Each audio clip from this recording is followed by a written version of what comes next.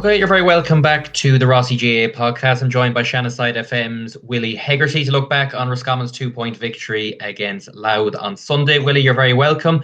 We'll jump straight into it. A 2-point win in the end.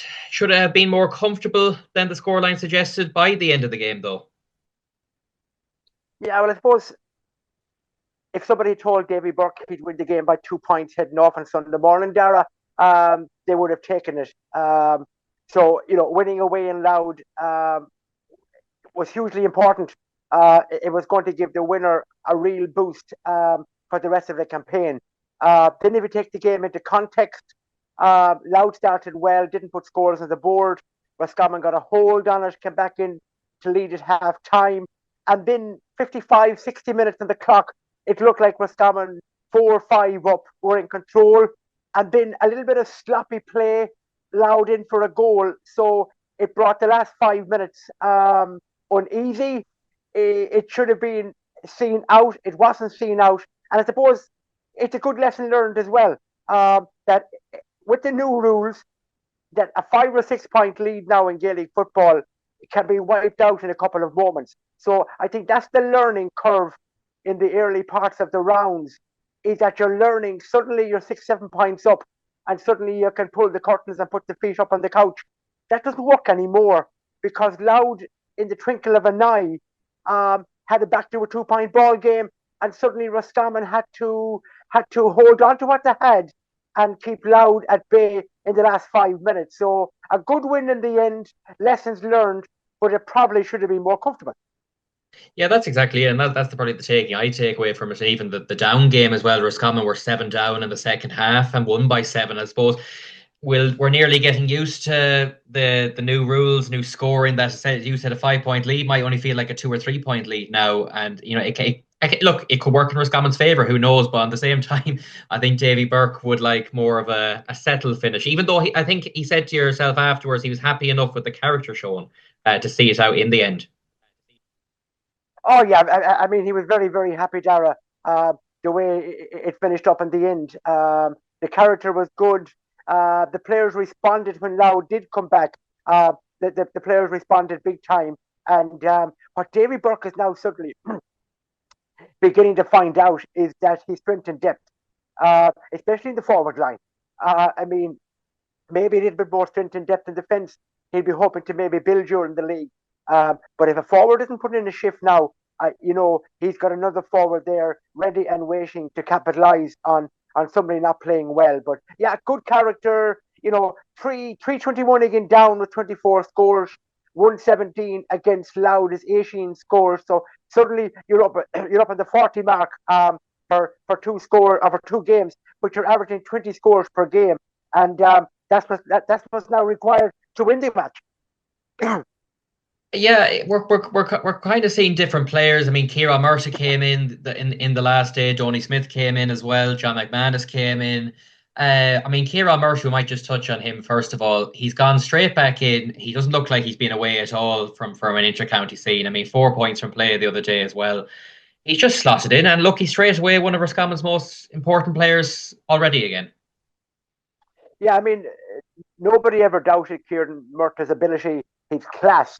I mean, he's been doing it for the last 10, 12 years for Roscommon from once he first came in the scene, underage level. But sometimes, if you take a break from inter-county level, at this level that Roscommon are playing at, sometimes it can take you a while to get back up to speed, back up to touch, because the game is now, okay, it's voluntary, but it's professional by nature with the way these lads train. But Kieran has fitted in absolutely like a hand into a glove. And, I mean, Roscommon people were saying before the league started, great to have Kieran Murtagh back, mighty. But I mean, now they're saying, I mean, this man is just, he zooms class. His vision, his ability on the ball, he's off the ball running. And just right now at the moment, I know we're only in the early days of February, but you cannot give the Murtagh brothers a sniff of goal. They're absolutely lethal.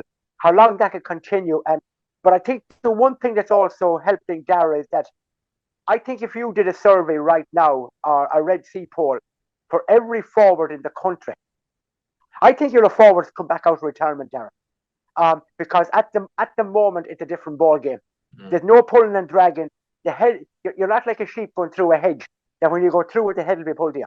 The space, this freedom, creativity, and good forwards now. I think it'll add another couple of years to their playing career. Kieran came back this time last year. He'd gone the year previously, and he'd come back into 15 men behind the ball. I'm not too sure Kieran would say, yeah, I want this. But he knows going to training every week that on a Sunday, he's going to be able to produce what he can produce. And there's Kieran Murtagh all over the country. They're in Down, they're in Louth, they're in another county Roscommon meeting Sunday week, they're in Monaghan. Monaghan 229 last week. So suddenly it went from a defender's game where you didn't know how to defend, didn't have to defend, just bully your opponent and you'd be okay, to suddenly now forwards are being showcased all over the place. And men like Kieran Murtagh, they've just got a new lease of life. Yeah, and Kieran's, it's great to have him back, but I suppose Diarmuid as well, we can't forget. I think Diarmuid for the last maybe 18 months, maybe just over a year, I think he's playing as good a football as he has been in a long time, maybe from his early Roscommon days. I think he's nearly doing that signature move now. He comes on the loop and just fires it over from 35, 40 yards. He's playing some really good stuff as well. Yeah, I think Diarmuid went through a couple of years there where he picked up a little injury or two. He got a bad eye injury, and Diarmuid is a confidence player. Everybody looks at Diarmuid Murtagh and thinks, yeah, he's class. Diarmuid relies on confidence, and he was just going through a spell where he wasn't playing particularly well. The injury was affecting him, and he got a knee injury. And suddenly, when you're a Gaelic footballer and you get a knee injury, suddenly you're minding yourself more than you might have to. And Diarmuid trying to protect himself. Suddenly, he lost a little bit of form, but he's back now better than ever. Injuries are all cleared up. He got, so plus I think Davy Burke has just told him, look, you're one of the senior players now, Diarmuid. You're one of the most experienced players of this Roscommon team, and so he just buys into it. And he just has that natural ability, Darragh, that you don't have to work extremely hard for to come out of it. And certainly more than Kieran and the other forwards, it's suddenly at this moment in time it feels different. Yeah, we'll just stay on the forwards for now. I mean, I'm looking at the lineup you had. Obviously, Shane Killoran, Kieran Murtagh, Enda Smith in the half-forward line, Diarmuid, Donny and Darragh Craig. Donny got a couple of points, so he's eager to impress. Darragh Craig probably just didn't happen for him, even though I felt he won everything that went into him, just maybe the last bit on Sunday. And then you have, I suppose, Keane McKeown's coming on. You have Ben O'Carroll came on and got a point. And Conor Cox was given maybe a minute plus whatever was an injury time, and he puts one outside the boot from about 40 yards. I thought it was a 2-pointer at the time, but I think people said it might have taken a touch. Like that's serious options, really. Yeah, and young Shane McGill, hasn't got a chance yet. Last year's a 20 player. Kieran Lennon, Carl Heenan lit up the championship for Michael Glavies last year. Owen Collier, a new player coming from Pearse's. Paul Carey. So I mean, it's fair to say, Darragh, and it's not getting ahead of ourselves, that outside of maybe, look at the top 2 or 3 teams in Division 1, outside of Galway look to be really hot at the moment. Armagh have good forwards, Tyrone potentially the Canavan brothers. But you look at the teams outside of the top 4 or 5, we'll just say 4 or 5, Roscommon have the best selection of forwards in the country. There's no question about it at this moment in time that Roscommon are above the top 8 bracket of having the best set of forwards. I'd say they're in the top 5 at the moment of having the best set of forwards in the country. And also, they have now got the backup. No Keamy Cohen last week. Olton Harney didn't start. Dory Smith came in. So, you mentioned there Conor Cox came on. So, Davy Burke has riches up front in his forward line. And at this moment in time, let's hope it continues. We'll see how the games now against Monaghan and Cork come up. They'll be coming thick and fast. But there's no two ways about it that Roscommon have some really, really quality forward. And is that why maybe this year, next year potentially feel important that we actually utilise Kieran, Diarmuid, Enda, because they're in their peak, maybe towards latter years in their county careers. Is it important that we make the most of the talent we have at the moment? This could be a bit of a golden spell in terms of forwards, anyways. Oh, absolutely. And I mean, you know, we were all wondering what the new rules would bring. The new rules certainly have helped Roscommon. There's no two ways about it. It's helped them. So, you know, I think this year for Davy Burke, we'll be looking at it. Roscommon the last couple of years have ended up with a problem in June, where they've been playing their worst football in mid-June when they should be really playing their best football. So I think he'll look at it. It's year 3 with Davy Burke. He'll want German and Kieran doing in June what they're doing right now. So can he get that balancing act right? I think he can, because during the league, he can probably chop and change week by week. In Division 1, your first priority, try and stay in it. In Division 2, I think he's a greater room, greater scope to give. You know, he could start Conor Cox the next day. He could start Johnny Smith. He could start Kieran Lennon. So, and maybe rest one or two more of the lads to have them that at into the league, that for the championship, that he has got his best forwards in the best fitness that they can be. So, yeah, I mean, you're right, Darragh. I mean, when you were forwards of this quality at this moment in the way they're performing, definitely Roscommon, I think, should be really saying to themselves, yeah, top 8 championship or maybe more if the balls were to fall right on the snooker table for us.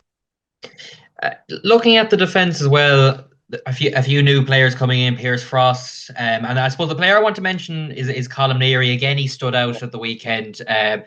He just popped up a bit like everywhere really, and I think he's a player who can bring the ball out from defence into that other half. And he's a serious asset to have, because, you know, to have that pace to get away from players as well. Not the biggest, but you know, he can fly up that pitch. In 2021, Roscommon reached the Connacht minor final. Beat Galway Mayo. Colm Neary was simply outstanding. Picked up an injury, didn't play the Connacht final against Sligo, but then came back and was outstanding for Strokestown when they won the championship in 2022. He was a young lad just out of minor, and he was like a man that was playing for 20 years for Strokestown.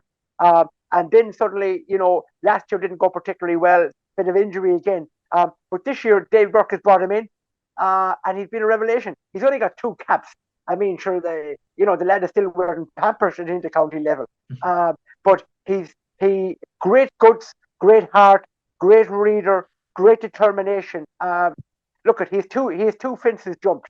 Now the next day is going to be, you know, whoever you're talking to after the Monaghan game, Darragh, that'll be a good podcast, because Monaghan are coming with what Roscommon have, outstanding forwards.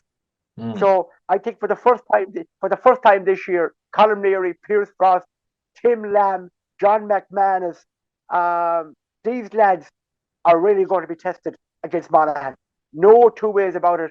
And if Colm Neary and Pierce Frost can do what they've done against Down and Louth, then we'll say, yeah, these boys are ready for it. So Neary's an excellent forum, but I think the rules will help them a little bit.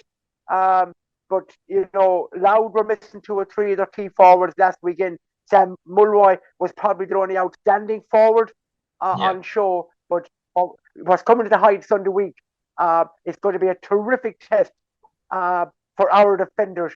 And it'll be the first game I feel that our defenders will really have to earn their corn against what they'll be faced. But for the moment, Colm Neary, 2 games in, comfortable on the ball.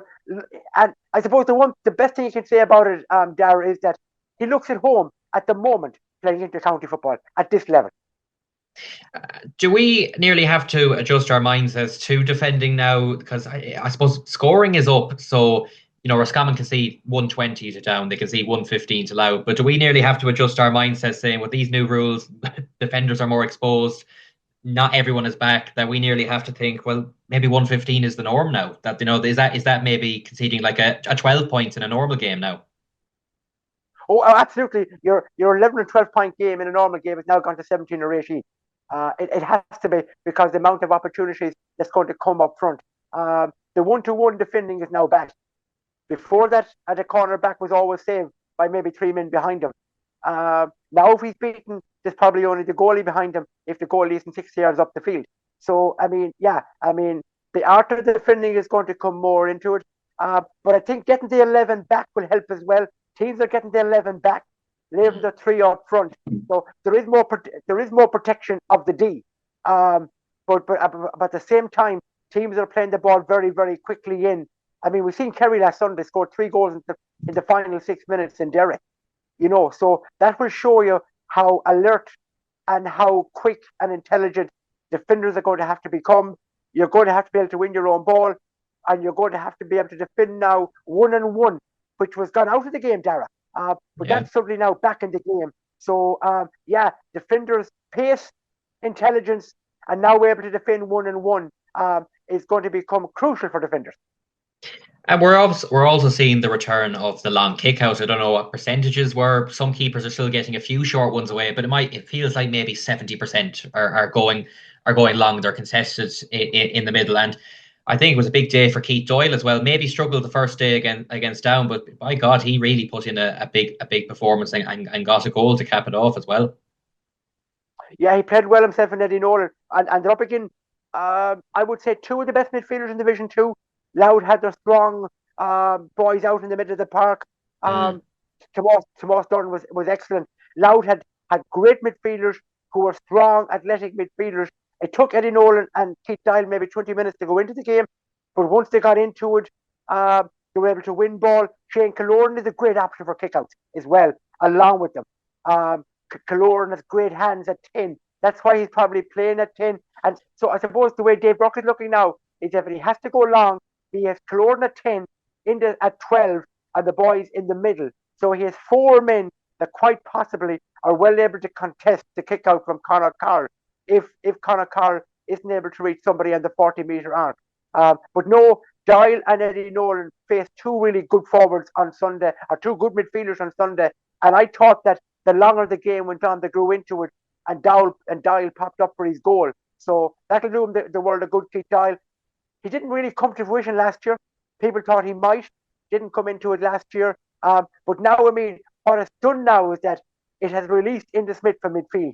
If Nolan and Doyle can work midfield, and maybe Harney, it now allows you Inda Smith and Killorn not to play midfield, even though at 10 and 12, they kind of are becoming third midfielders to an extent. But now Conor Carr, instead of 2 options, has 4 options for his kick out. Yeah, and I'd even maybe throw Shane Kinnan in there at 6. I mean, the first day we counted Kinnan and Harney as well, kind of that midfield type, that he had 6 of them really. You could say could all play around the middle. So in a way, for us, I mean, it's great to have those kind of 6 lads, that there are options. I mean, midfield has been one of those for Roscommon over the years. We've maybe failed to knuckle down on a partnership for a considerable amount of time. But, to have those options, you're going to need big men around there, because they're pretty much all contested nowadays. Yeah, it's looking more so. Even I watched Donegal in Dublin Saturday night, and while Donegal worked some short kick outs, they were going along with quite a few. So were Dublin. So, teams are going to have to vary a little bit now, that, teams are going to maybe try and stop the short, the goalie has to get to 40 metres now anyway. So he has to be foot perfect, and also he has to have good wing backs that will be able to work that. But outside of that, then we're going to see a lot more contested ball around the middle third. That area, it'll become more congested, and your ball winner is going to be crucial in that part of the game as the league game progresses, and as players get fitter and midfielders come into it. It's going to become another pivotal part of the game. Yeah, just touching on the rules briefly as well from your own perspective. Have you enjoyed it? I mean, I have personally. I think the 2 games have been enjoyable, anyways. For us, I suppose, when you win, it's more enjoyable. But there is still, I suppose, that natural bit of a confusion on certain technical fouls, we'll say, from the stand. But it will take time, because I think Marty Duffy said there's over 40 penalties with all these new rules. So it's a lot. There's a few technical ones that people will probably take a while to get used to as well. Yeah, I mean, Darragh, look, it's also when you're commentating, you're really, really, you just can't take your eye off the game, and even to keep notes now, keep up with the play, it really, really is a full-time job. And commentators now are going to have to be fish and players to keep up with it. But no, the new rules are coming into it. There's 2, Darragh, that I just don't like. One is that I don't think the free being brought out, a free in front of the goal, and a player brings it out 40 metres and gets 2 points for it. Look, there's for and against it. I don't think it's merited. If you get a free in front of the goal, you put the ball over the bar. Some players are bringing it out, getting two. Jeremy did it on Sunday. Yes. So look, it benefited Roscommon on Sunday. When it was 14 points to 11, Sam Mulroy had a free, brought out to the 40-metre arc, and he missed it. So suddenly it could have become 14-13. So I suppose maybe later on in game, if games were tight and a player gets a free 21 yards out and the sides are level, will he put them a point in front, or will he have the confidence to bring it out to the 40-metre arc and go for two? I suppose in the league you might, in the championship we'll wait and see. The other rule, Darragh, is that I don't think any player, we all want respect and we all want the rules not to be broken. If the ball's on the ground and you kick it away or throw the ball away, then the referee should bring the ball forward 50 metres. But if the ball's on the ground, I don't think I should have to hand it and pick it up and hand it to you, Darragh. And you can sort of tap and go 4 metres beyond me and make a fool out of me by saying, thanks, Willie, for handing me the ball. But if I kick the ball away from you, Darragh, or I throw it into the stand or throw it over the sideline, I think I've seen on a Saturday night in a hurling game where a certain manager in a Limerick Cork game, a sliotar fell on the sideline, he kicked it away from the opponent that was coming to the sideline coach. That's okay in hurling. If you do that in football, it's brought forward in front of the goal. I think it's a harsh penalty, but I think that I wouldn't have been in favour of a player handing the ball back to his opponent. Show respect, leave it on the ground, and get back and mind your business. That's I like the one-on-one throw in, I have to say, Darragh. Yeah. I think the goalie, I do, I like it. I think it's good. I think, if the goalie comes up the field and he gets caught out, that's his choice, a management choice. And this idea if you can't pass the ball back to the goalie, I think it's a great idea. I think it's brilliant. So if you bring a goalie up, well, then you're dancing with fire. But if that's what you want, that's what you want. The 50-metre rule for descent. I mean, what is descent? If I say ref, is that 50 metres? Or, this flowery language you can use, maybe that's grand. So I think the descent rule needs to be looked at in a certain context. We need descent. We need players that the referee has authority at all times. We need that. But I think the descent rule is harsh for maybe the crime you might commit. Yeah, and I think the most noticeable thing, even maybe in the stand a bit as well, is that maybe people are so confused by the rules. There actually hasn't been much questioning of a referee's decision. How long that'll last, I don't know. Maybe we're in the early stage of the league, but it's kind of brought that in. And I think that the handing the ball back, that was one of the ones I was concerned about. Haven't seen it, thankfully. I don't think referees haven't copped on to, or fellas throwing away on that. But I think players are nearly so scared now that they're nearly putting the hands back and they're nearly just putting it into a chest. The players even are petrified of that 50-metre penalty, I think, so far, from what I've seen. Yeah, I mean, it's very simple, Darragh. I mean, you do that, you give away a score. So players don't want to do that. I think the punishment is there. And if you commit the crime, the punishment can be fair. But I think the punishment of 50 metres brought forward a little bit too much. But you're right. I mean, there's so many rules. The crowd haven't time to get onto the referees' back because play is moving quick now. Once upon a time, players held up and you could have 3 men roll around the ground like a game of rugby, and a man wouldn't give the ball back. Now I'll tell you one thing: if you hold on to that ball for a second, it's brought forward 50 metres and it's put over the bar. So the supporters, yet I think there's so many rules. They can't keep up the speed with them. The game is a lot quicker, and the best way I can sum it up is now you check the football score lines on Sunday night, and if you take away NFL, National Football League, you could put in NHL, National Hurling League, because football score lines are now hurling score lines. Absolutely. Look, before we finish up, Monaghan on Sunday week, it's a bit away. There's a break this weekend. It's a big game. At least we have home advantage in the Hyde. It's probably our toughest test on paper across the league. You'd imagine we came down with Monaghan. You'd imagine whoever wins this game is in pole position, and I wouldn't say maybe extremely, but there'll be hot favourites to go up. Yeah, at this moment in time, after 3 games in, I know it's only 3 games in, still 4 to play. If you have 6 points out of 6, you're in a very, very strong position. You'll only need probably 2 wins from 4 in your final 4 games. And it's looking like now points are going to be taken off each other. Down took 2 off Cork on Sunday. Road to Cork, 7 up at half time, lost. Cavan have no point. 2 games in, no points. Meath have picked up 2 points. So teams are going to pick up points. Westmeath have been unlucky. Westmeath have scored really well in their 2 matches and have a 0 points. They scored 122 against Monaghan, and were well beaten. And were beaten by a last minute goal, injury time goal to Louth. And so they have a 0, Cavan have a 0. They're under serious pressure. But take your point fully. The winner of Roscommon and Monaghan are really in a strong position because they can afford to slip up big time.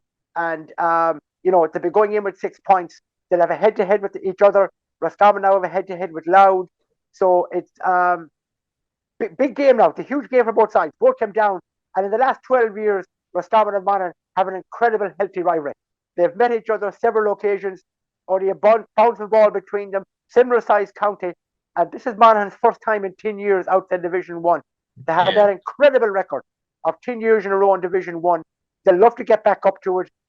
They love playing Roscommon. There's a great respect, great rivalry. And, there should be let's hope the weather keeps up, Darragh. And if it does, there should be a massive crowd in Dr. Hyde Park, I think, on Sunday week. Monaghan, great followers, great supporters. The more than Roscommon, they love their football. And, it's a game that's so hard to call because, it'll be, we now can now see it, Darragh. It's going to be a shootout.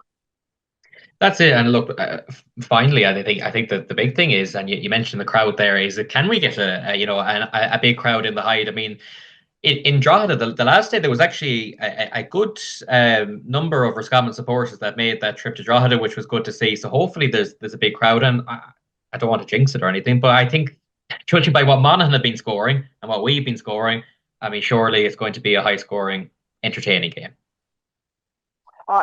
This won't finish 10-9, Darragh. That's one thing for sure. It will take 21, 22, 23 points, maybe more, to win this game on Sunday week.